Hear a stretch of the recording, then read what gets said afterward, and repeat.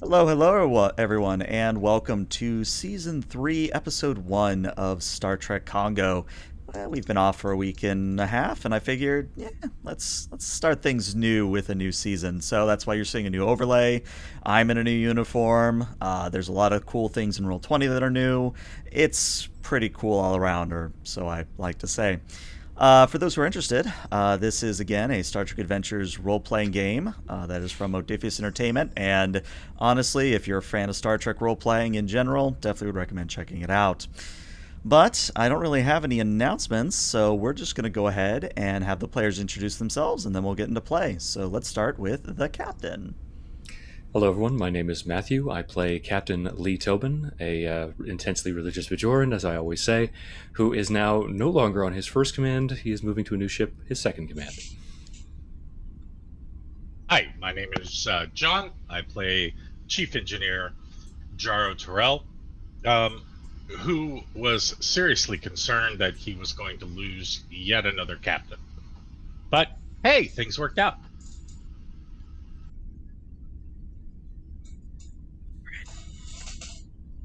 Hey guys, as I fix my camera here, I'm Aaron. I play Dr. Keeve Dotting, Commander Keeve Dotting, not a doctor anymore, not a doctor. First officer and science officer of the Kongo A now. I'm Watley. I play the Chief Medical Officer of the Kongo, Dr. Alel the Denobulant.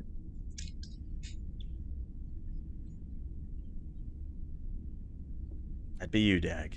Yeah, trying not to be on mute as normal, you know. And I'm Dag. I play the ship's resident ex-Borg augment at Tactical. And away we go. Here we go, indeed. So today's session... Don't forget, if you want to talk to Dag later... Oh yeah, you gotta do hit Trek him up Nexus. at Trek Nexus. Mm-hmm. As is tradition. All right, well, we're going to start today's session with an ambient log, or an opening log from Captain Lee. And as sort of backdrop, if you can imagine, the big old station Deep Space October as the opening narration is given. So Lee, take it away. So to say, having ambient logs would be really rather interesting in Starfleet if you're just walking down corridors and the ambient music is, recitation of people's logs. Interesting. On a more serious note, Captain's Log, Stardate 95003.4. After nearly 2 months serving as auxiliaries on Deep Space October, the command crew is finally prepared for permanent reassignment. The USS Avenger, a Columbia class, is small, intimate. What other captains might lament as a deficiency or inconvenience, I appreciate as something of a luxury. The sense of familiarity and family that can be fostered with a smaller crew.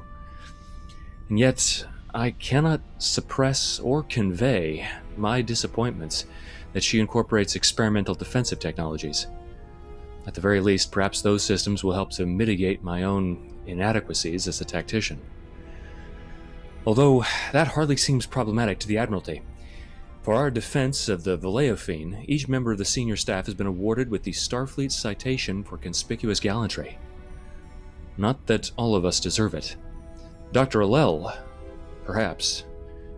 She has the scars, physical and emotional, to go with it. Her comportment as acting captain was exemplary, a model that I might do well to strive to emulate myself. Yet again, I ran off to the transporter room and left her in command. The fear of loss, the desire to protect the crew at the expense of all else, the fear of failure, cowardice. There's been a lot of running, from my responsibilities, from the crew, from who knows what in the station's arboretum, just so that I can sleep. And it seems as if I'm running yet again. I leave behind me months, perhaps years of my children's lives, and I find the emissary's path in Starfleet a difficult one to walk. It's the bipolarity that really rankles. I want to command, but flee to engineering rather than face those moments that would truly test a captain. I want a family, but flee to my new ship rather than nurturing it. The profits have not been forthcoming. But everything in life is part of the plan. And everything is a test, a rite of passage, a reward, or a punishment. Whatever this is, it's time that I meet it head on. End log. Very nice. You may have one momentum for that opening log. Great log. Yeah, it was a very good log. I loved it. So we are going to start actually aboard the bridge of the Avenger. Now, oh, look at that. I got a hydrate, a good Q, and a bad Q all at once. I love it. Excellent. So I think you guys are, what, 2 momentum already? So, a few things as I set up the scene here. So, the Kongo A, or soon to be Kongo A, the Avenger, is actually what is known as a Columbia class. But it's not the NX era Columbia class, it's actually the quote-unquote STO upgraded version of the Columbia class. Officially, if you actually care about these sorts of things, it is known as the Columbia Temporal Operative Escort, if that matters to you. At the end of the day, what it really means is that basically you take the NX era, you make it sleek and sexy for the STO era, and then you throw on a bunch of technical doodads and widgets that make people wonder what the hell the GM is thinking.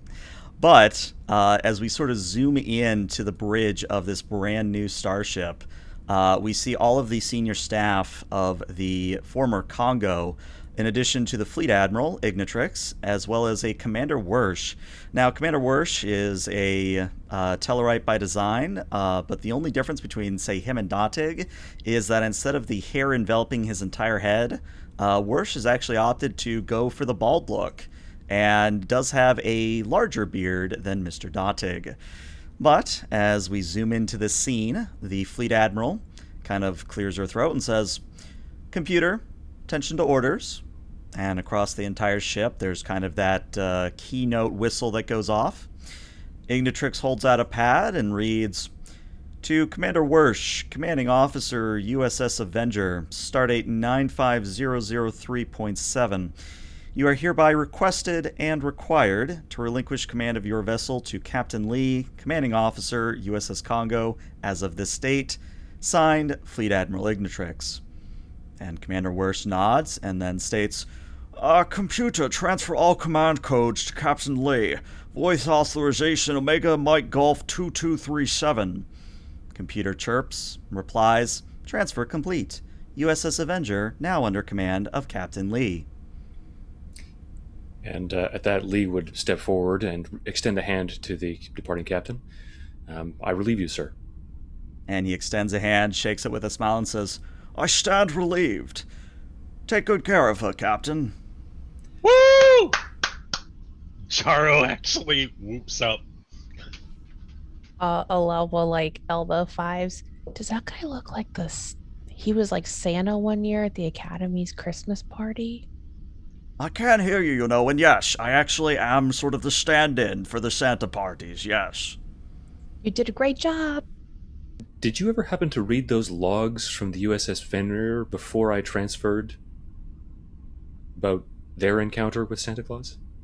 "No, but that sounds like interesting reading." It was a fascinating report, yes. It caused me to question my decision to transfer to the ship when I read it, but I don't regret it now. And at this, the Fleet Admiral sort of steps forward, smiling at both Wersh and Lee, and she hands Captain Lee the pad and says, "There's something else on that pad you might enjoy." Lee will take it, turn it around, scroll through, smile somewhat wryly. "Special dispensation from the Chief of Starfleet Operations to change the name of this vessel from Avenger to Kongo." It's typically sentimentally human, but thank you, Admiral. You're welcome. I already have the bots out on the hull repainting your designation. I did throw on a -A because, well, let's be clear here. I didn't want to pull a Cisco and just give you a whole new, designation out of nowhere. So we're doing things right this time, and because we have the budget. Forgive me for any act of insubordination, Admiral, but I would disagree. I'm joking, Captain. The Please. emissary's path was certainly the correct one. I'm joking with you, Captain. I know how much you love the emissary. But yes, all of you, go. I know you all smell that new ship smell, you want to get your hands on the systems you can. Just make sure that before you actually set out, Captain, that you get Tivna off this ship. She's been trying to duck me for the past 2 weeks. She's talked nothing else about this ship. So make sure she's off it before you leave. Is there something about this ship that would attract her interest that we should be aware of?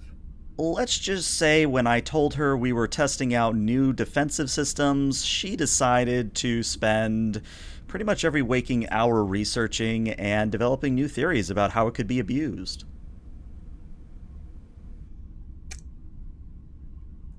Interesting. I'll be sure that she disembarks before we depart the station. Very well. Commander, let's give the kids their space and let them run around. And Worst nods, pulls out a pipe, and just begins smoking it as both he and the fleet admiral exit from the bridge, leaving the senior staff of the new Kongo to go about their own devices.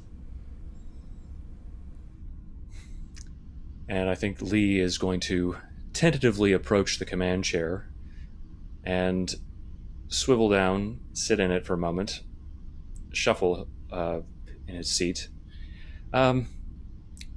Jaro. Sir? Do you think, what have they done with the remains of the Kongo? Would it be possible before we leave Space Dock to just uproot this entire chair and bring back the command chair from the Kongo? This is actually dreadfully uncomfortable. Are you sure that's lucky? I mean, that sounds awfully humanly sentimental, Captain. No, it's just, look, when you get to be my age, you're going to find that things can put out your lower back fairly easily, so... That's what I'm here for, sir.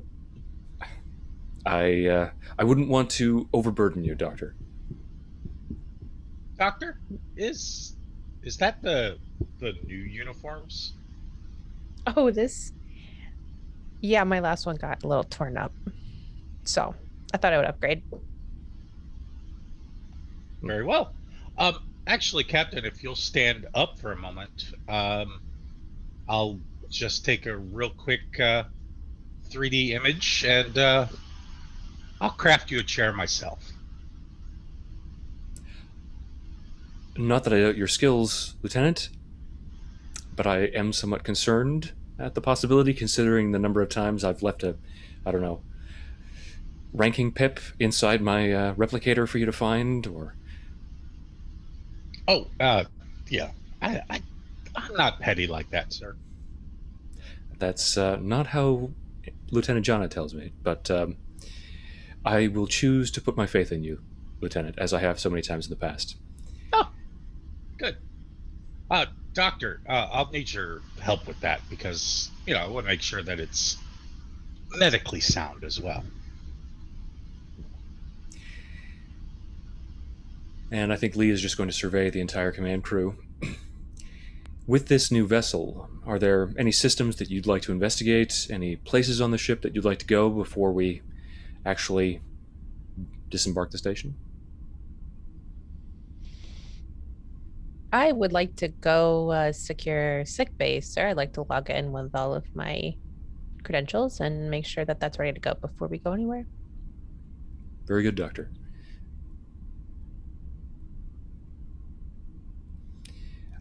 Then I will leave all of you to your own recognizance, and if you don't mind, Doctor, I would like to, I guess, visit my old stomping grounds, is the human expression. If you wouldn't mind some company. Oh, of course. Fives, do you want to check out engineering? Yeah, actually, I want to see if we can run a first level diagnostic on all the ship's tactical systems.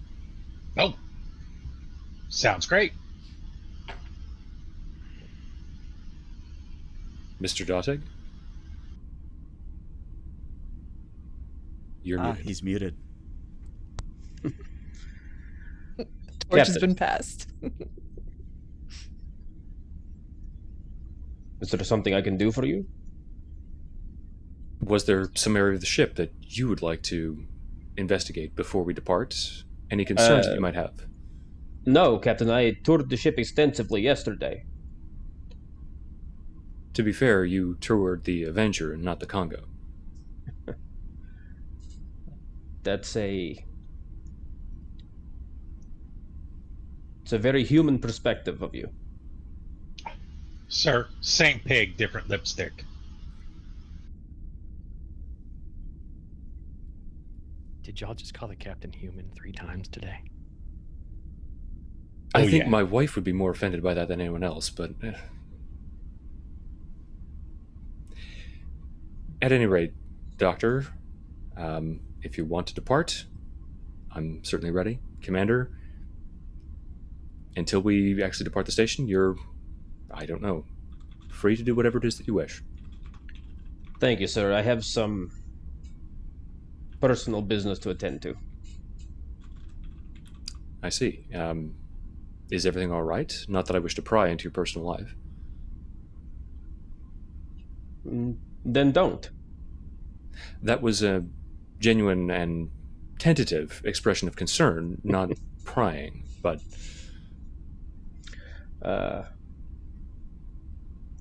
I'll explain everything in private to you, sir.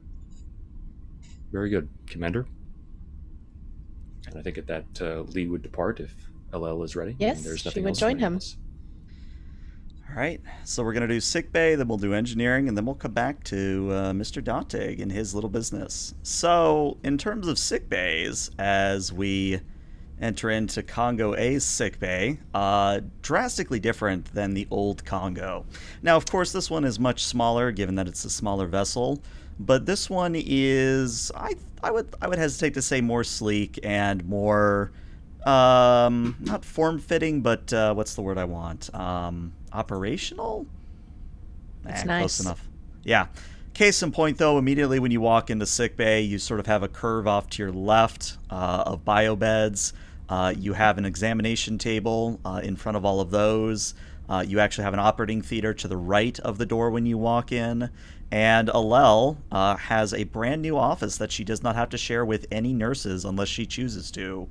And the good news is as you walk in, there is the EMH currently activated, and the EMH is your standard Robert Picardo. It is not Andy Dick. And Robert Picardo, EMH, kind of turns to you all and says, "Oh, you must be Dr. Alel. I was activated to stand watch until you arrived." Yes, I have arrived. "Very good. Unless you need me, I will be leaving." Thank you. And he tells himself to deactivate, and Robert Picardo leaves us. You gotta be nice to them, you know. Well, they are sapient beings, as has been determined by Federation law for nearly 50 years now. Very true. By the way, look at my nice new office. She's gonna kind of skip in there a little bit, and then she's gonna immediately open whatever storage looks like it's behind here. Mm-hmm. She's gonna open the cabinet doors and stuff and rummage in there. Yeah, it's all brand new. This is quite literally every scalpel is in place, every test tube, every hypo spray. It is laid out as if it were, well, by regulation. Okay. Oh, thank goodness. We have the cages. I'm just kidding, Captain. I'm just kidding. I do know that you are prone to some unorthodox medical practices, Doctor. I was aware of that when I requested your services initially. I wouldn't want you to stop being who you are. Well, as I seem to recall, I've definitely made some errors in the past, and hopefully I've moved past that. And Lee is just going to take a quick look over at the surgical area, examine the emitters from the ceiling. I see that they've installed those new Class 4 emitters for sterilization fields. Very impressive. Yes, I think that there's even some with the holographic emitters as well. Surgical lasers. This is definitely a lot smaller than I'm used to, but it seems extremely efficient. Well, given the size of the crew, I think that's to be expected. A little bit more intimate, a little bit more familiar. Mm-hmm. I rather like it. I think that the use of the space I'm no interior design expert, but we have plenty of bio beds. Hopefully, we don't have to use them, but just in case, seems like the most effective use of space.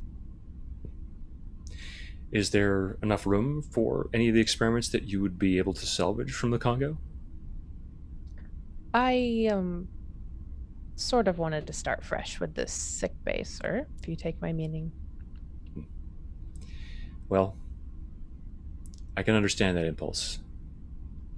I've always been one to drag the past around with me wherever we go. I guess my request to Jaro for the old Congo command chair is just an illustration of that. Honestly, sir, I feel as though I put the Congo through the ringer up to and including being in the seat when she crashed on that planet. So I'm going to be a little more careful this time. You know, Doctor, you were in the chair. You made the calls, and you made the right ones. From my vantage point in the transporter room, I ordered you to take the ship out of the path of the Dreadnought's explosion. If you had listened to that order, if you hadn't superseded it with your own initiative, because of your vantage point from the bridge, hundreds of thousands of people could be dead. I'm sure that if you had been on the bridge, sir, you would have made the same call. In fact, I know it. Maybe. But the point that I'm making, Doctor, is that you made the right call. The call to prioritize lives over things. The Congo... Humans like to anthropomorphize their ships. They think that they have souls or spirits, in a way. But they're just duranium plating and plasma conduits in the end. It's not worth even a single life.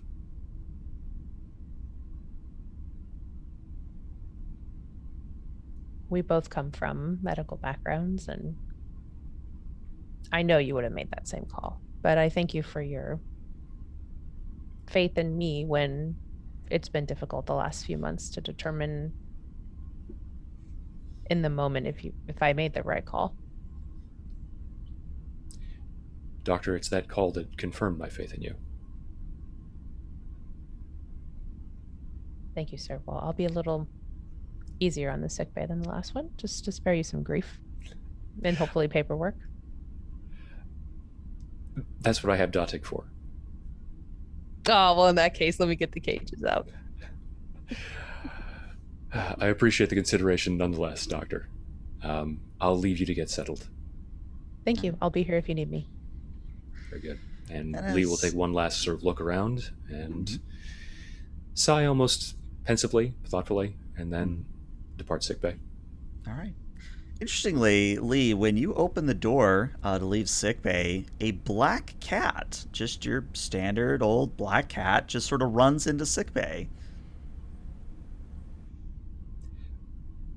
Computer, are any holographic emitters active in sickbay at the moment?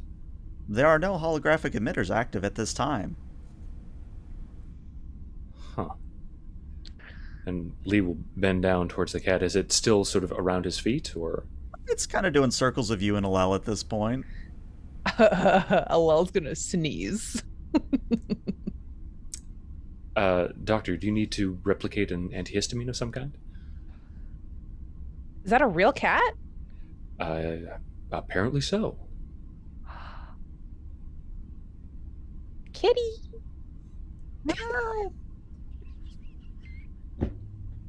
We broke Alel. Mission Did the accomplished. GM just meow for Yes. us on stream?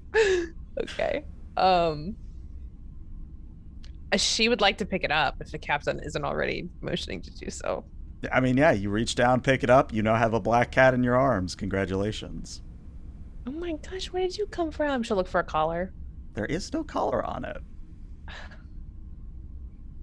Maybe we should check with the previous captain, sir. Maybe this is a ship cat. Meow. I'm unfamiliar with that particular tradition, but perhaps we can look at the records from the computer itself. Sensor logs should indicate where it comes from. Perhaps it She will, escaped from somebody's quarters. Perch it on her shoulders and then go like type on a console.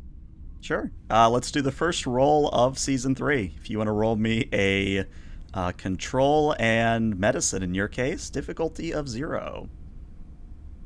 Okay. So basically, any successes you get, free momentum.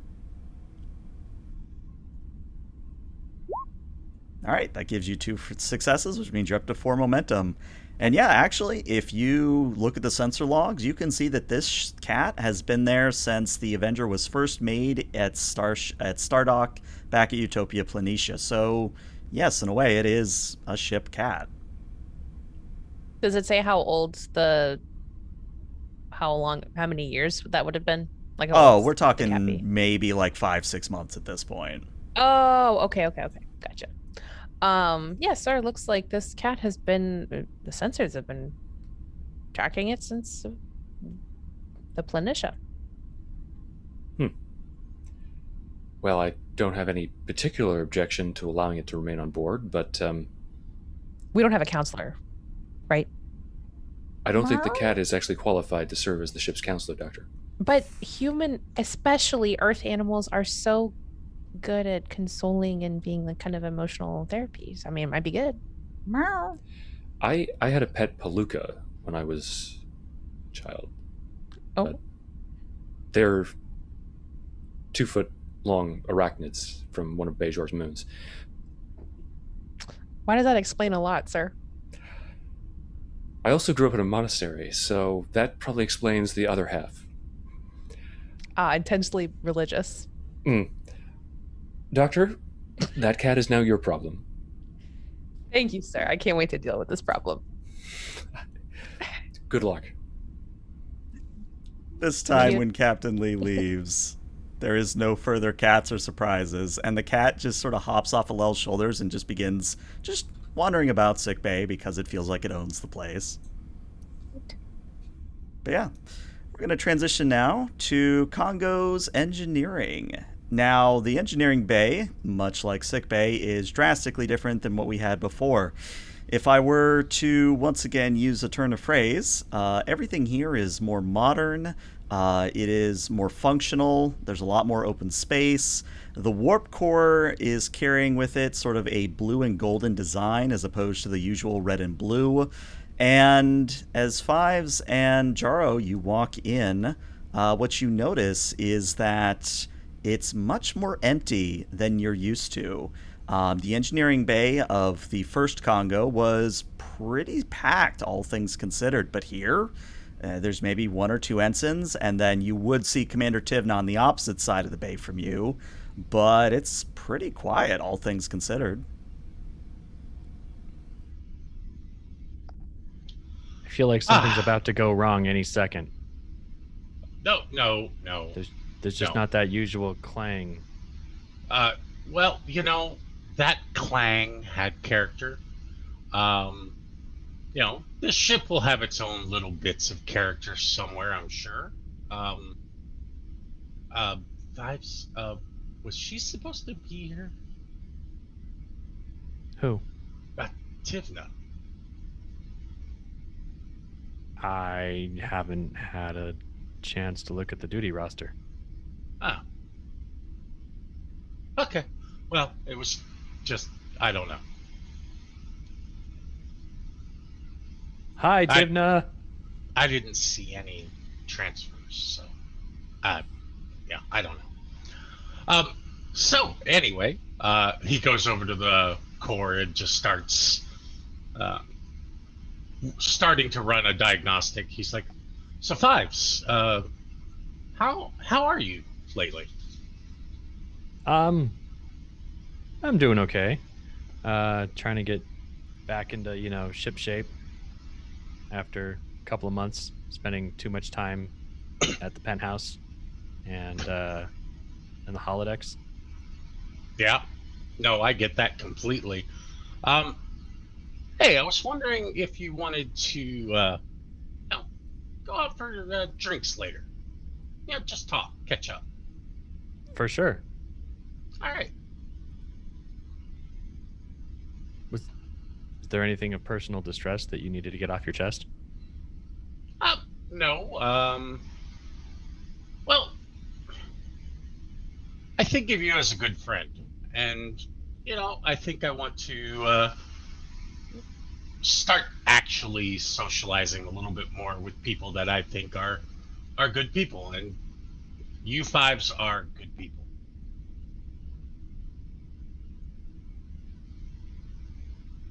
I find that to be amenable.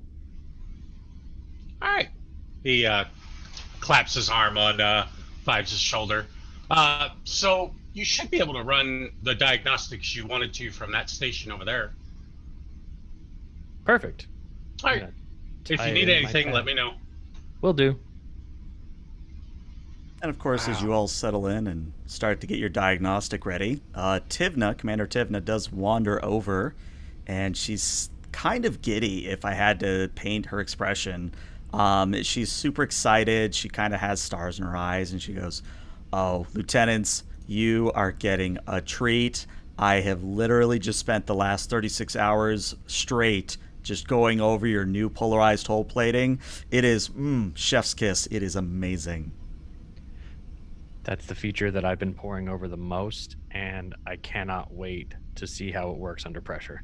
And that's the best part is not only can you transport in and out of it, but nobody else can, and it literally might even be better on defensive capability compared to, say, a Sovereign class if you get right down to brass tacks. So did you transfer? No, I'm just here enjoying the ship while it's still docked. We're not docked. We're not? No. I gotta go to a transporter room. Okay, bye. And Tivna runs off. I hope we're still in transporter range. Well, that's not really my problem. Computer, are we still within transporter range of DSO? We are still within range of DSO. We are currently doing laps as per Commander Dottig's orders. Oh, hey, let's do a test, Jaro. Computer, activate hull plating. And although nothing physically changes within the Kongo, if you would like to imagine, there's now like a very subtle hum in addition to that of the engine core. I mean, if we can beam through it, we might as well test it now while we're still at home. And yeah, what I would say is that Jaro and Fives, I'd like you to do an insight in engineering. You can assist each other on this. The difficulty here is a 1. I will assist Jaro. All right, sir.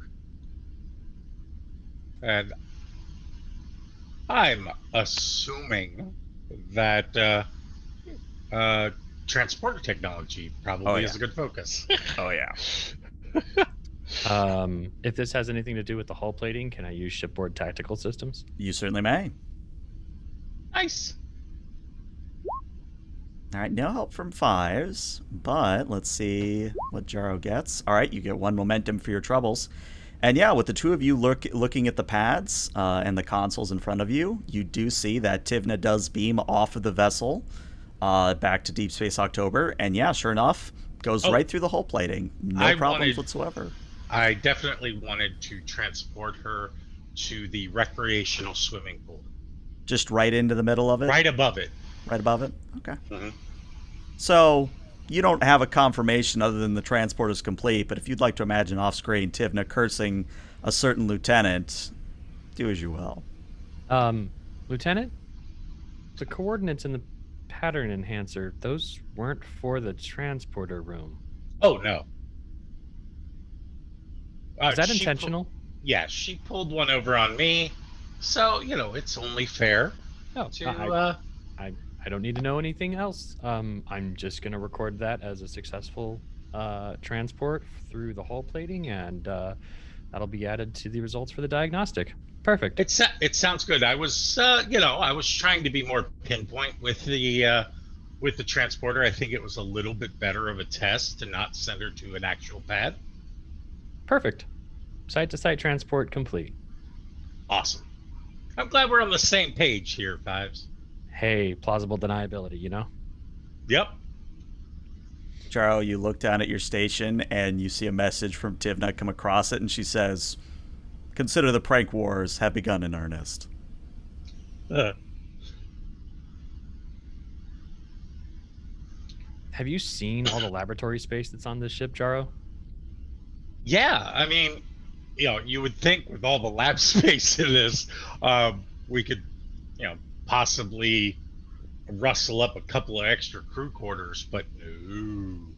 I mean, there's always the infrequent all-nighter where, laboratory becomes crew quarters for a day. No, but I was thinking like you can actually change the interior geometry of the ship depending on the kind of laboratory setting you need. Oh, that is kind of cool. Yeah. Maybe we should check that out after we're done here. Oh, that would actually be really cool. Maybe we could connect with Dodig, as those labs are probably going to be under his purview. That sounds great. I'll let him know. Jaro to Commander Doteg. And interestingly enough, the computer does not connect you. Instead, it gives you sort of that busy signal, as in he's currently engaged in something else. We have busy signals? Do now, apparently. Well, oh, that was to Jaro. Yeah, that's interesting. Maybe he left the phone off the hook. Well, we'll catch him later. I'm sure. Computer, where is Commander Doteg? Commander Doteg is currently on the bridge. Okay. Well, as long as he's here, I don't have any worries. I do need to get that level 1 diagnostic going, and to do that, I'm going to have to take some systems offline, so I might want to contact the bridge anyway. Oh, I think I saw Prem at the helm. You contact him. And Fives will tap his comm badge. This is Lieutenant Fives to the bridge. Yes, this is... Go ahead. No, I was just going to say, Print does answer. Yes, this is Ensign Print. How can I help you? Oh, hey, Ensign Print. I need to run a level 1 diagnostic on the ship's internal systems, and to do that, I need to get authorization to park it where we are. I need to take the warp engine manifolds offline, sensors, those kinds of things. All preliminary. I see. And how long would we be without warp power? A level 1 diagnostic? If it's basic, we can conclude this in an hour and a half. And should some kind of emergency arise, I suppose that the station is on hand. That shouldn't be any trouble. I'll put it in park, as it were. Thanks a lot. Fives out. Very good, Lieutenant. All right, Jaro, can you authorize the impulse manifolds going offline? Already started. All right. And, okay, I will start the sensor analysis.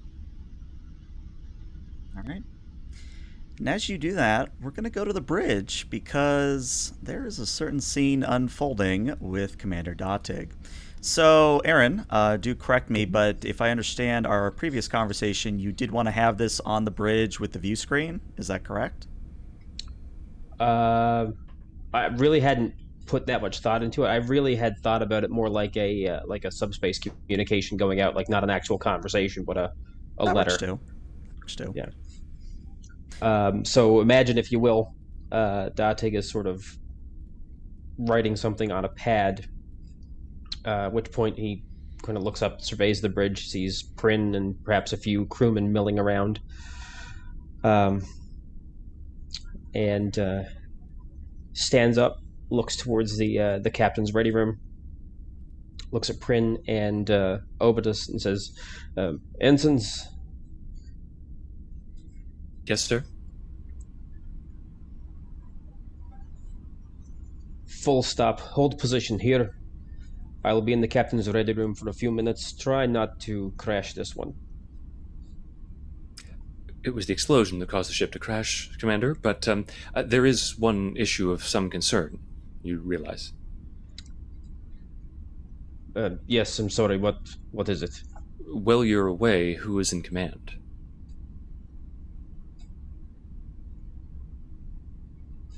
And he just sort of looks around. And ELH, what's Ensign Obitus's position on the ship? Technically, he fills the operations manager role. Operations manager. Well, that seals it. Ensign Obitus, you have the con. Aye, sir. And he'll go into the captain's ready room. Which we do have a new ready room as well. We do, yes, we certainly do. And so he'll unceremoniously take the captain's seat behind the desk. Mm-hmm. And spin in his chair, he'll tap the console and say, "Computer, open the subspace channel to Teller Prime. Authorization code DATIG Alpha 361. And Code sure enough, for- the computer chimes, and the channel is open. Computer dictation only. No live communication. To the following frequency." He taps out a frequency sequence. Mm-hmm. And rubs his eyes. And without opening them, begins to speak. "Mother, I received your last communication about father. I'm sorry for your loss. Hiring a Niberite courier to deliver me a handwritten letter was an interesting choice, given that the subspace message would have been faster.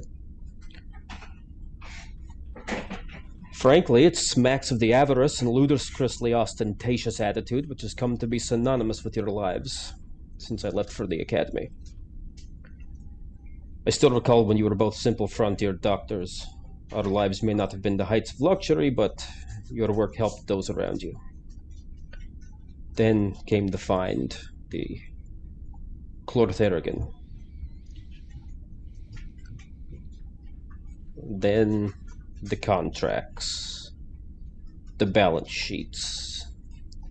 You stopped being doctors and became business people. You eschewed your oath to care for people yourselves in lieu of a product that you provided them.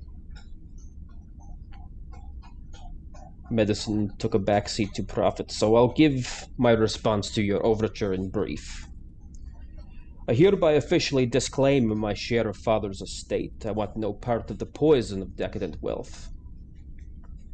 Full coffers make for an empty soul, Mother, and someday you'll realize this. You lost your husband 2 weeks ago, and for that you have my sympathy. But you both were sundered from me long ago.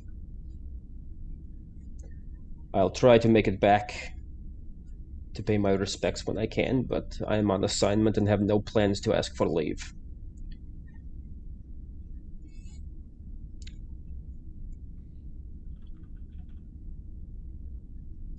I'm sorry again. I'll talk to you when I talk to you. Computer, delete that. Close the subspace channel. Peter deletes it. And right about then, there's, ironically enough, a chime at the ready room door. Come. And in steps the captain himself. Captain. Commander. It's a very nice chair you're sitting in. It's, a little uncomfortable. They all are until you get used to them. Why do you think I wanted my old one back? True enough. And Datig will stand and close the terminal. And Lee is going to examine him very closely. Look over at the image of Deep Space Nine that's projected on the wall and back again. Is everything all right, Commander? Oh, yes, Captain. Quite all right. It's a simple matter. My father is dead. I see. My condolences, then. Not something for which I have any experience, as I didn't have a father myself, but I can't imagine what you must be going through. Oh, don't trouble yourself, sir. It's not a pressing matter. It won't interfere with my duties. At the moment, Commander, that's a secondary concern.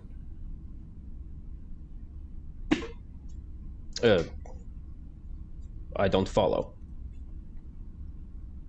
You know, Commander, as a captain, I have limited recourse to any kind of emotional support network. That's one of the reasons I cherish my family so dearly. You do have access to that if you need it. There are people that you can talk to. I'm quite aware, Captain. My involvement with the proceedings at this point is academic.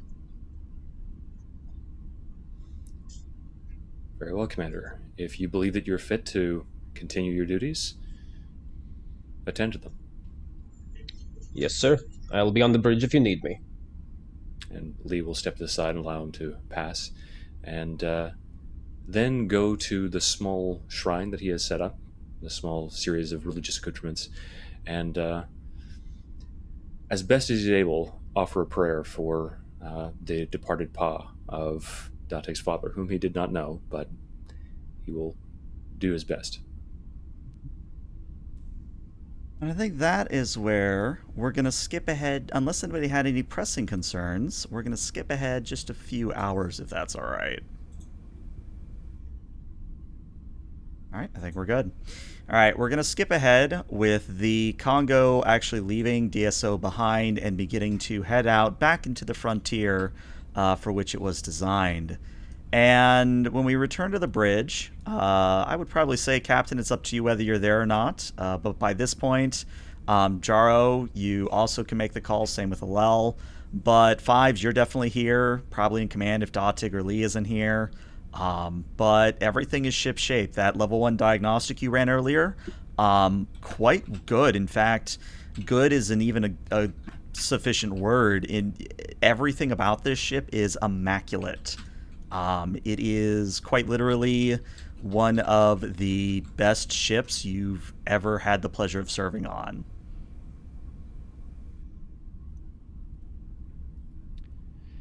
Captain, I'm reporting on the level 1 diagnostic I ran earlier. It is incredible.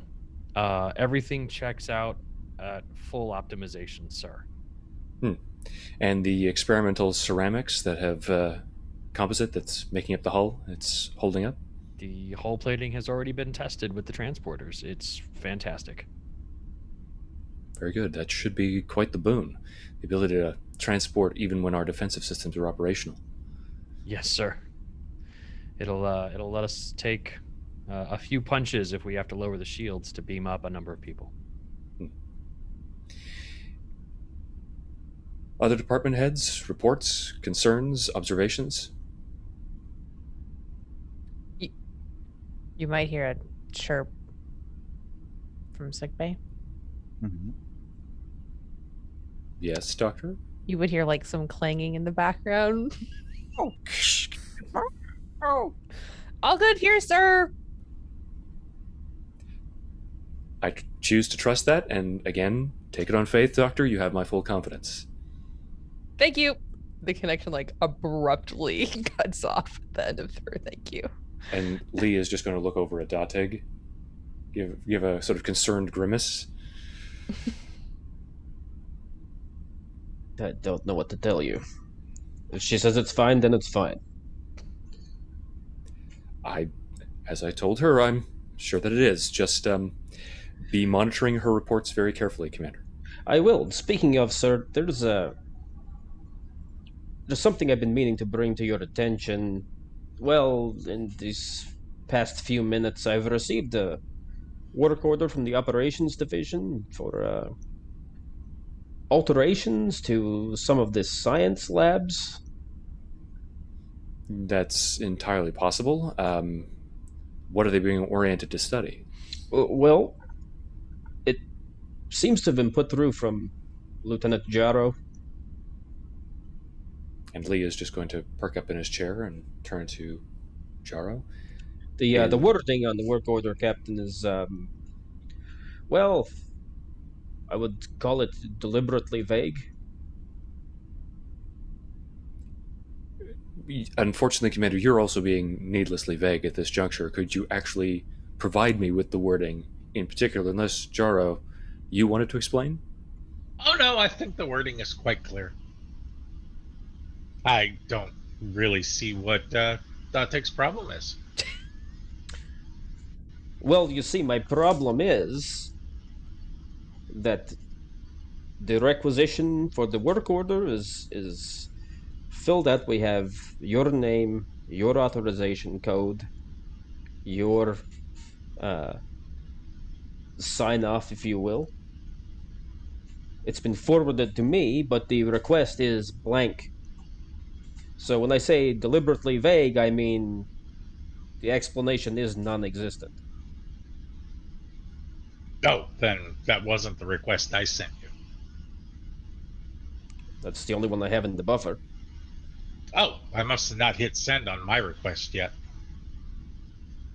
So you did want to request use the modular laboratories for some kind of experiment. Could you elaborate on it? Well, I mean, it's still in the starting phases of. I'm gonna hit send when I'm ready.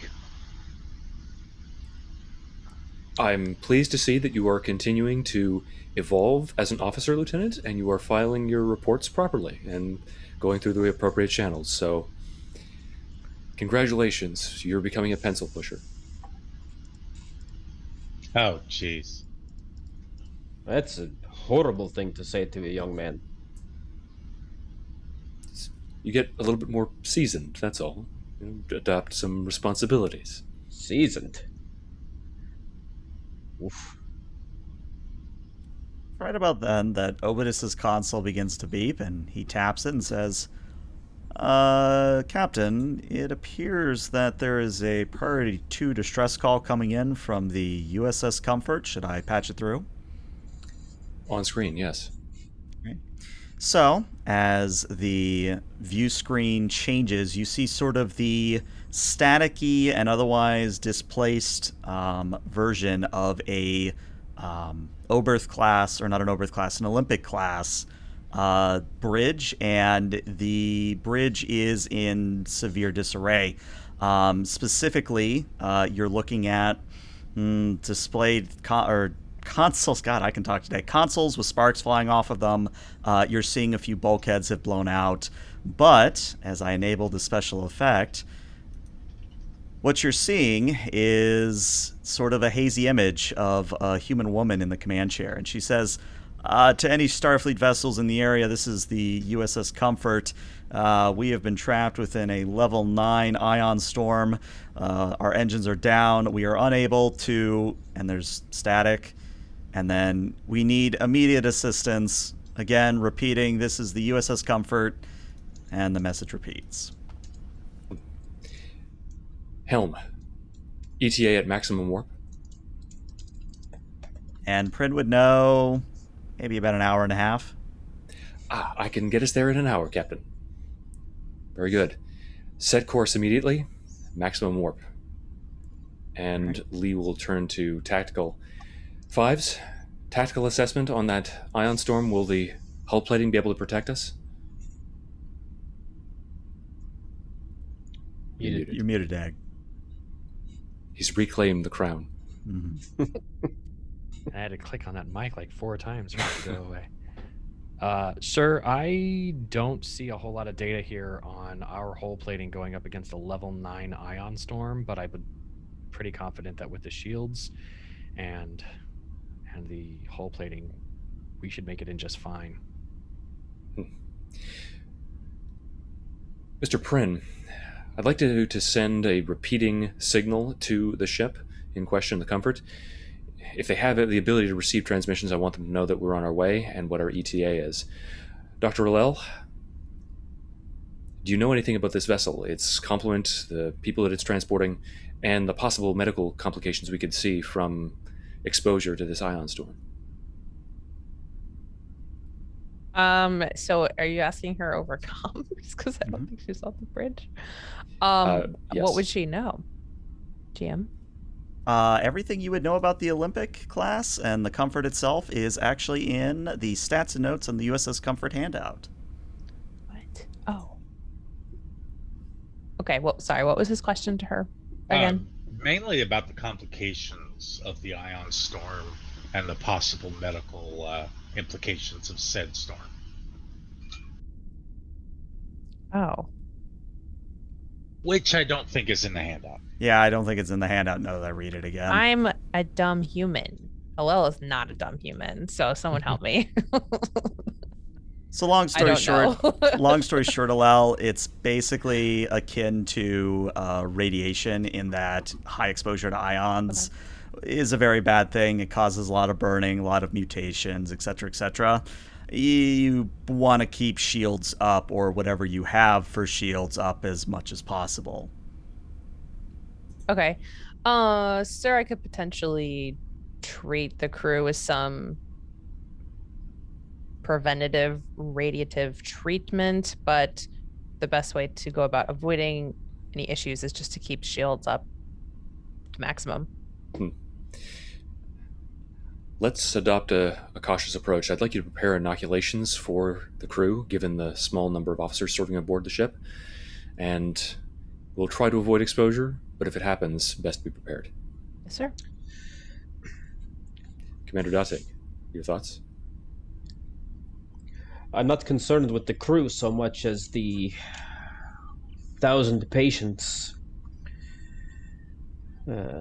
possibly infected by a viral agent on Tau Beta 4. The ship was evacuating them for medical treatment, and the Congo, as nice as she is, we simply don't have the facilities to transport 1,000 healthy individuals very far, let alone 1,000 that may very well need medical quarantine. Hopefully we'll be able to assist the Comfort itself and extract it from the ion storm or effect repairs. Nonetheless, liaise with the Starfleet database. Can we determine whether there are any other vessels available to render aid? Aye, sir. And what you would see, Datig, is that the Akagi is just out of range. They're about 3 hours out. You've got the Forest, Nova class. That's a little bit further out, but it has sort of the same problem as you do, where you guys can take 40, 50 comfortably, maybe about 300 standing room only. Same problem with the Nova class is that it's not going to be able to hold a whole lot. And even the Akagi, it can't just, it's not like a Galaxy class or a Sovereign class. There just is not enough room. Yeah, no, as far as I can tell, the Armitage class, a lot of its internal space is taken up with hangars. Mm-hmm. And Captain, I have a suggestion. Yes, Fies? If we can move into range of the ship, the Comfort, we might be able to extend our shields around it and then beam any essential patients over to treat them while we move out of range. Would there be some means to extract the ship from the ion storm? Can we use our tractor beams? Presumably, once we have them enveloped in our shields, we should be able to move freely with them. And at this, Obidus actually speaks up and says, I hate to be the bearer of bad news, sirs, but our shields cannot be extended over the Comfort in question. Okay, there goes that plan. Well, it was a good plan, sir. I simply wish to... My apologies, I should be more direct. The polarized hull plating is an experimental system. As my time in the Avenger taught me, we can extend shields, but the same defensive capabilities that are afforded us by the experimental hull plating do not extend to the shield arrays. And we are a much smaller vessel than the Comfort. That is also correct, sir. It is why we are able to use such advanced technology and such experimental technology, is because we are a unique test bed. Thoughts, suggestions, other possible courses of action?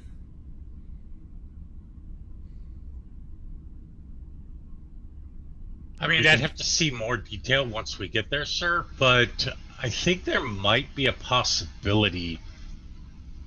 Well, I might be able to create a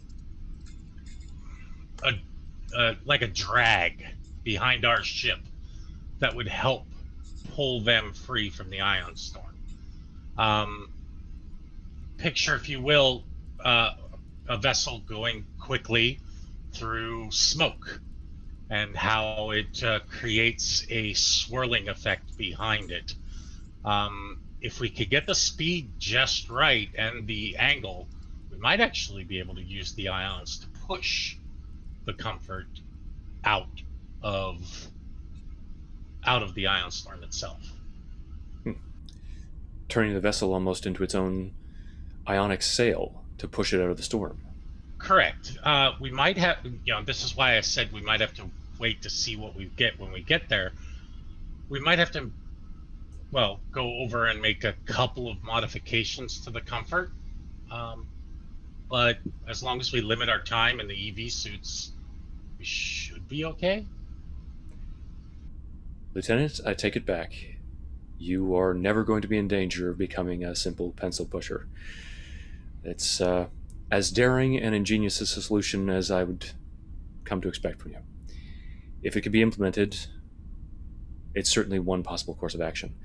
For the moment, try to refine the resolution on the sensors, gather as much information as we can as we approach, so that we can enter into the situation well armed with knowledge.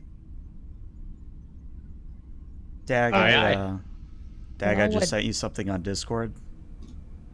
Alo would enter the bridge at this point with a couple of hyposprays in hand and go around inoculating the bridge crew. Okay. I think that as you inoculate Prin, he's going to turn up from his console and say, well, thank you, Doctor. I do appreciate that. Big question. Does she have the cat with her? No. Did you Prin? inoculate the cat? She would have inoculated the cat. Okay, just wanted to be sure. Prin. Is that all? No funny quip or backhanded comment? I'm going to assume that I'm still suffering from the effects of that concussion, because I don't feel the impulse to deride, degrade, demean. I'm absolutely coming up with no other responses. My perspicacity has clearly failed me. Only 3 synonyms. Definitely the effects of that concussion. All right. Well, if you would like to come to sickbay for treatment, you can let me know. Oh, thank you, Doctor. That's very kind of you. She's gonna turn and cringe and look at Fives like, what the fuck? Anyway, she'll sit down at a station. kind of grossed out still. Captain, there is one other suggestion I have, sir. If maybe we can use it in tandem with Jaro's idea, but if we dock with the Comfort, we can extend the protective capabilities of our hull plating to the Comfort and use our thrusters to navigate it.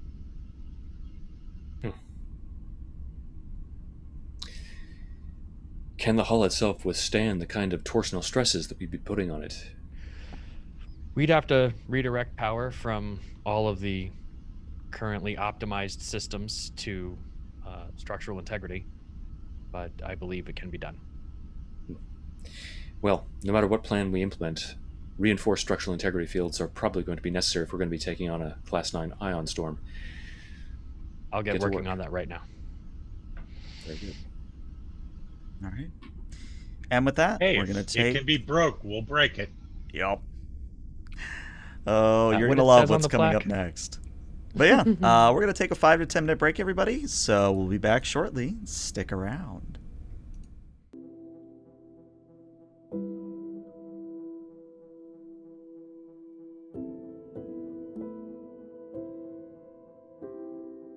Just fluff him. He's got this windsock thing going on. So yeah, Fluffer Nutter is a PB and J. Hi everybody. Yeah, hi stream. With marshmallow and peanut butter instead of jelly. So that's your today I learned. That sounds horrifying. Yeah, Hi stream. just the Things we talk about on the bridge en route to a level 9 ion storm. Hey, evil powers. I'm gonna use that almost instantaneously, Eldridge, but not on the goose, unfortunately. So, an hour has passed. Pran has actually gotten here at good time, but as the Kongo approaches the ion storm, what you're seeing is quite a tumultuous display of light, ions, radiation. It quite literally is a space storm, or a space hurricane, if you will. And right at the eye of the storm is the USS Comfort herself. Now, a few things to go over as you're looking at this new map. So any space that is currently clear, so anything that is not green, yellow, or red, you can traverse that with no problem. Requires no roll, nothing has an issue there.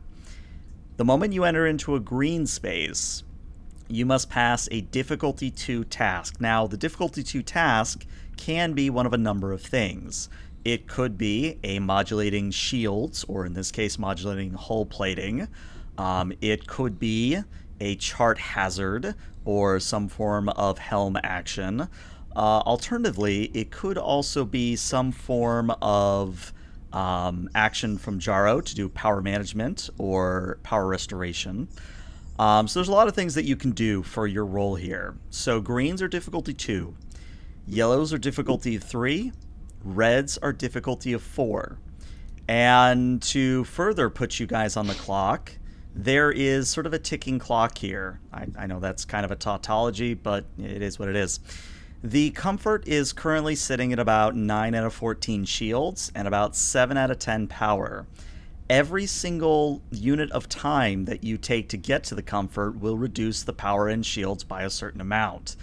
And every action you take is going to count as one interval of time here. So basically, you have to use your best judgment here on how to get to the Comfort before it runs out of power and loses its shielding. Other things that I need to go over about the Comfort in terms of mechanics. So if you were to look at the Comfort sheet, which should be available to you all, let me know if you cannot see it, but the Comfort currently has 1 breach to engines, it has 1 breach to structure, 1 breach to comms, and 3 breaches to its sensors, so it's almost flying blind out there. But it does have a significant number of structure, engines, breaches before it will actually start to, well, turn into the Kongo original. So that's the situation as you find it when you arrive. And when you do so, there's a burst of communication from the Comfort, but you don't get anything coherent. It's just a burst of static and jarbled imagery.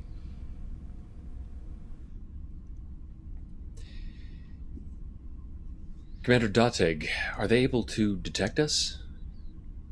GM? I would say probably 20% yes, 80% no. Unlikely, Captain. The ionic interference would be playing havoc with their lateral sensor pellets. And Leah's going to take a look at the readout on the damage report of the ship that we can get from our initial sensor scans. They may be able to receive communications, continue to broadcast the signal that we are en route, and continue to update them with our expected ETAs. Understood.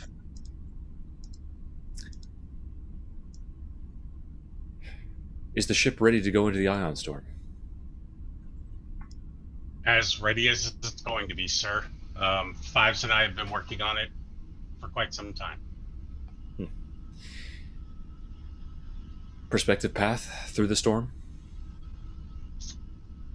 2 vectors, Captain. One on the opposite side of the ion storm from us, there seems to be less turbulence. We'd spend more time in the storm, but it might be an easier ride. 2, there's some intense turbulence on the far starboard side of the storm, but we'd spend less time in it. I'd recommend maybe we go in the hard way and pull out the comfort the easy way.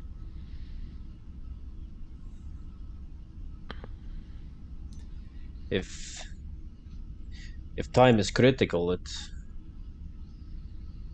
may behoove us to take a more direct approach. We'd have to pass around the perimeter of the storm. Each of these suggested flight paths, there's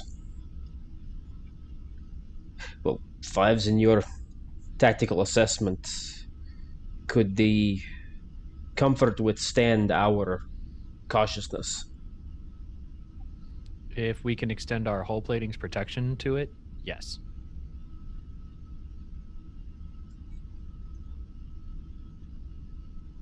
Prepare to take the most direct route. I want to link up with their vessel as quickly as possible. And that's the order that he would give in character, but out of character. Let's actually make sure we're on the same metagame this. page. Yes. So, would it be possible to take one round to do some kind of micro warp jump that would put us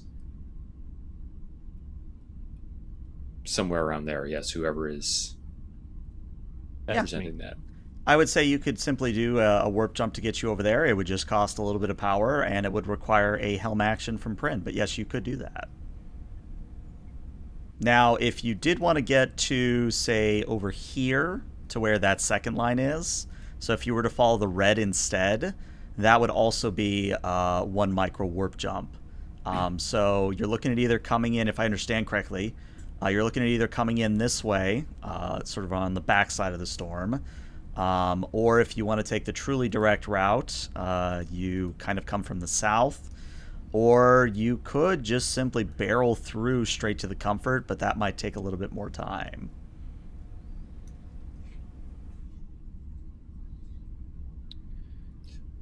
Might also help if I was on the right layer. So that's the direct route. This here is the micro warp jump, more or less. And then the other micro warp jump is something like that.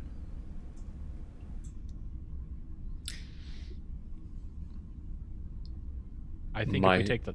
Go ahead. Go ahead, Doug. No. Sir, if I strongly believe that if we take Kongo in on the starboard side where it is the most turbulent, we will be able to get there faster. And if we pull the comfort out the far side, it will be safer for the comfort.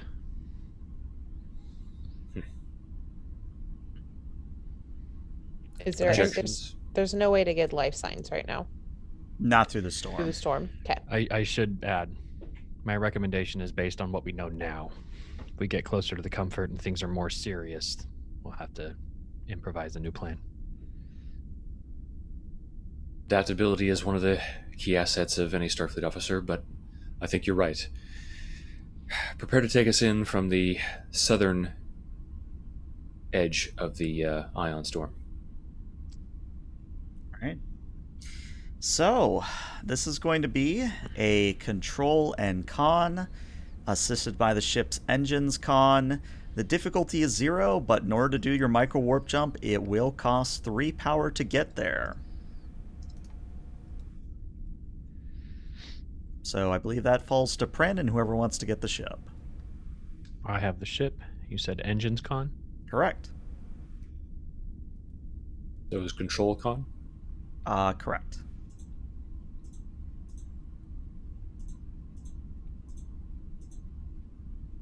All right, well, that's 1 success with a complication. Yikes. And then let's see if the ship gets you anything more. Would I be able to spend 2 momentum to create an advantage to optimize hull plating against the resonance of the ion storm? Sure, I'd allow that. Okay. All right, so it looks like you actually get that momentum right back. So you do a micro warp jump to the ideal side of the storm you want to enter in on. However, the complication is going to be in the intervening time. And I know micro warp jump very quick, but in that intervening time between point A and point B, I am going to roll a damage and power for the comfort. Now, this is not bad to begin with, but it does ramp up quickly. So this is for their shields first. All right, they will be taking 2 shield and 2 power as they continue to weather the storm best they can. And does that appear on sensors? It does, yes. You are able to see that on sensors. Looks like the storm severity is a bit worse than we were able to detect, sir. They've taken additional damage since we made our jump. Is there any indication of any kind of response on their part? Regeneration of the shield, something to indicate to us that the crew is still alive and still attempting to save their vessel? Not at this time. Mr. Prynne, take us in at best possible speed, and the captain is going to comm to the rest of the ship. All hands, this is the captain. We're about to enter into a level 8 ion storm. Braced for encounter with the phenomenon. All right. So it's going to take you 2 turns to get to the comfort. And as I said, since you're going into a red area, this will be a difficulty 4 roll. Again, this can be one of many things. This can be a chart hazard roll. This can be an evasive action roll. This can be, say, a modulating shields roll. Or this could be a power management roll. All things that can happen, and I'm also open to any ideas that you all might have. What I would say, though, is since the advantage that that Dag spent for, the difficulty will come down to a 3 instead of a 4. I would say, Dag, you should probably take that one because you were the one who created the advantage. It seems like it's thematically appropriate. But Totally agree. Else, yeah. Okay. So yeah, I think Dag, you're going to do... Chara will assist. Okay. What I would say is you can either have the ship assist you or you can have one of the officers assist you. But let me tell you what the task is, and then you can make that call. So for modulating your hull plating, that's going to be a control security, difficulty of 2. Difficulty of 3. And the ship will assist you with a structure engineering. Now, the benefit of this is that while it does cost 1 power to do this, it will actually raise your resistance against the storm. And that'll take place until you take damage from the storm. So technically, you could become mega resistance against the storm if you wanted to. I think that sounds appealing. Crew? Question then, Neil H. Since we're extending our field or our polarized hull plating ability to the vessel that we're going to dock with, would then that enhanced resistance apply to it as well? It would indeed. You just have to dock with it, which is going to be a problem in a moment, but we have to get you there first. There's that evil Q power someone's asking about. Mm-hmm. Docking bay destroyed. Oh. All right. Jaro, do you think you can reroute power from a non-essential system to the hull plating and shields so that we can get through this okay? Yeah, we haven't really started powering up the science labs yet. I can move additional power from there. Sounds good. Engage on my mark. Doctor? GM, how long would the inoculations last that she gave them? Long enough. Okay. Well, assuming you don't, take a vacation, but what do I know? Okay. I would like to spend a momentum for a 3rd die. Okay. And we are enhancing our shipboard tactical systems. And would I assist with Control engineering for you. Mm-hmm. Yeah, I figured. I need to see 3 successes. Well, that's 2 successes and a complication. And I think I know what the complication is going to be. But let's see if Jaro does get the assist, because I need to see at least one. Okay. So let's do this in order of operations. So the Kongo begins to enter into the storm, and if we were to see an external view of the ship, we would see the shimmer of the shields almost evaporate immediately, but thanks to the advanced hull plating of the new Kongo, there is now a hull-tight field that is scattering the ion storm in such a way that, honestly, it's not a bad ride inside the Kongo at the moment. You're not really being buffeted around. The inertial dampeners are doing their job. But this is where a very important momentum spend comes into play here. So because you succeeded, I will not be doing any damage to the Kongo. However, the complication is going to be that the ion storm is going to kick up in intensity, which now means that everything is +1 difficulty, essentially nullifying that advantage you made earlier. However, Dag, very important for you, is that you now have the option of spending 1 momentum for 1 resistance. And at the moment, you have 3 resistance against any damage. And that resistance lasts until you take damage past resistance. So conceivably, you could spend all 4 momentum that you have right now and get a resistance of 7. And that same resistance would extend to the comfort if you docked with it. Team, I'm okay with this. Sorry, go ahead, Aaron. No, you go ahead first. I was just going to ask about the nature of the damage that's inflicted by the storm. I saw that you rolled 2 challenge dice in, I guess, a green zone. Mm-hmm. Does that vary depending on our location inside the red, green, or yellow location? It does, yes.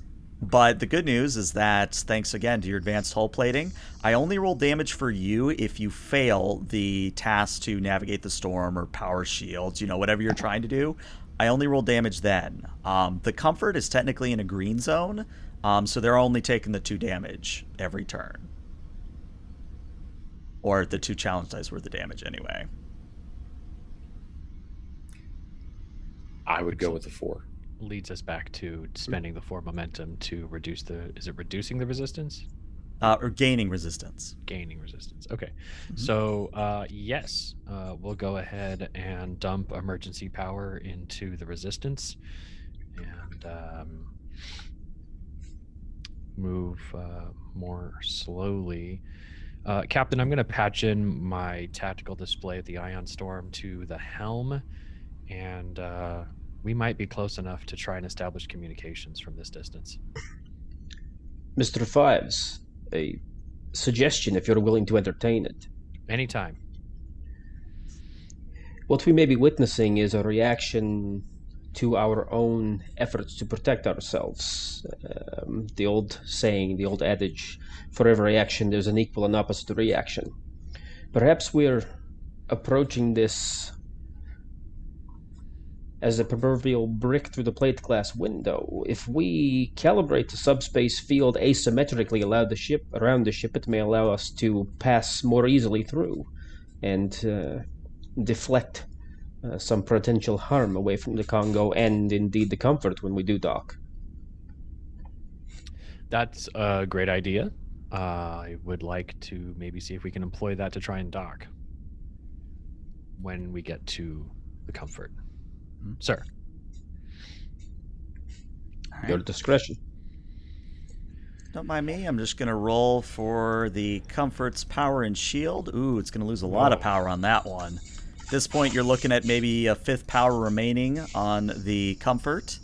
But it still has about half shields, more or less. But the power is a concern for the Comfort right now. Captain, detecting significant power fluctuations in the Comfort's power grid. They've got half shields, but there's no way to tell how much longer they're going to last. Jaro, when we get within range, despite the ion storm, might it be possible to rig up some kind of power transfer beam to keep their shields active? It's going to be a little bit difficult with the configuration of their vessel, but I might be able to rig something up. I'll be right back. And Jaro's going to basically run down to where he needs to go. All right. Well, we now come to turn 2. Do you wish to continue your advance towards the comfort, or do you wish to deviate course? What's the play here? Like to continue the advance at best possible speed as dictated by the discretion of the helm. All right. So then comes the question: what sort of task do you want to do at difficulty of 4? Let me ask you this, ELH. Would this be an activation for Prin? This would be an activation, correct? Would everyone be okay if I gave it to Prin? Because he has determination, and I'd like to give him a talent that would help here. Oh, I love it. Yeah, for sure.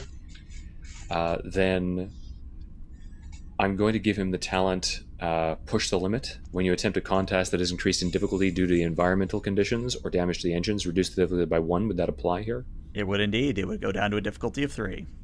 Okay.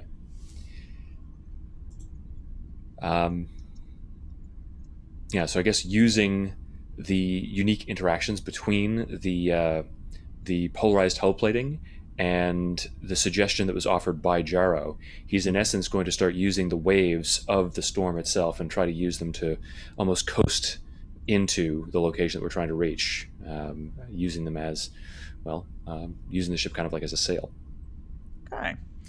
This is going to be a daring and a con, and the ship will assist you with a structure con. Again, it is difficulty of 3. And this will cost 1 power as well. I was hoping that you'd go for a control, and... Nah, unfortunately daring on this one. Okay. Half the ship. I will use my value here, driven to demonstrate his superiority, because this is his first mission after assuming the role of Chief Helm Officer, and he wishes to prove that he was actually worthy of the position. And I will also give you 2 threat to roll 3 dice. All right. So I only need to see 1 success from you in the assist, but let's see what happens. Well, that is already 6 successes. Very nice. So you're going to get 3 momentum back for your trouble. And yeah, you take a little bit of power. You ride the Ion Storm's waves. And the Kongo arrives in the same zone as the Comfort, which I'll just adjust the tokens a little bit. But in general, you are within docking range now of the Comfort. Fives is going to call forward from the bridge. Prin, that was genius. Well, it was in part due to our chief engineer's suggestion, so I can't take all the credit. Just the lion's share, as is the human expression. Hey, your fingers were on the buttons, man. That it worked. So, I'm going to do 1 more damage roll for the Comfort, and then you all can attempt docking procedures and hopefully get the Comfort out of here. But, all right, that's going to be 3 damage to the shields and 2 powers. So what that's going to mean, unfortunately, is that the shields are going to buckle as power is lost to the Comfort completely. Now, emergency running lights are still active, but at this point, until power is either regenerated on the Comfort or until you transfer power from the Kongo, the Comfort is without shielding. So any damage it takes will be a breach, which I will roll randomly. Now might be a good time to employ our strategy, Captain. Helm, take us in for docking. Jaro, if you can, see if you can reroute some power through the docking clamps into their vessel, just to restore minimal life support and shielding. And Fives will hop on a comm line trying to establish communication with the USS Comfort. USS Comfort, this is the Kongo. We are attempting to establish docking. We mean you no harm. Please, if you can hear this message, ready for docking. And he'll broadcast that on repeat. This is Captain Hart of the Comfort. Are you receiving? Captain, I've got them. Yes, we're receiving you. We have taken heavy casualties. We are experiencing power loss on all decks. We need immediate power transfer of any sort. Captain, this is Captain Lee Tobin of the USS Kongo. We are about to dock with your vessel and initiate a power transfer. Say again, Doc. That is correct. We can extend our structural integrity field over your vessel and allow it to ride through the storm. I don't know what kind of ship you got. My sensors are down, but I'll trust you on this one, Captain. Stand by. He's going to nod to Prin to bring the ship in for docking, if possible. All right, so very, very important role, and I'm actually going to spend some threat to make it even more thematic. This will be a difficulty 5 task. This will be a daring con. This will be assisted by the ship's engines con. You need 5 successes on this one. You have 3 momentum to work with. Well, as the captain in direct communication with the helm yourself. officer, Mm-hmm. yes. I wonder, because I've done a few roles here, is there any way that we could make this not a helm role, maybe like an engineering task or something like that? We can certainly put the onus on Jaro instead if you'd want. It would just be a daring engineering, and it would be probably structure engineering for that role. Or, we could just offload it onto Watney and make it a medicine role somehow. No. You're also muted, John. Oh, I was gonna say Allah would go to the area it was being docked at and wait with medical teams for triage. Noted. So what I'm kind of picturing is the docking bay, as per suggestion in Twitch, is kind of damaged. Mm-hmm. So what Jaro is going to do is launch some grapples to it to pull it and keep it in tow, but also using those to transfer power as well. Okay. Interesting choice. I love it. Still going to be a daring engineering. Still going to be assisted by structure engineering. Need 5 successes on this one. Have the ship.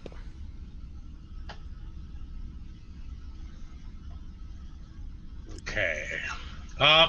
You know what? I'm not taking any time on this. It's kind of shoot from the hip type situation. Mm-hmm. So I am spending determination and using my value of damn the torpedoes, full speed ahead. Okay. And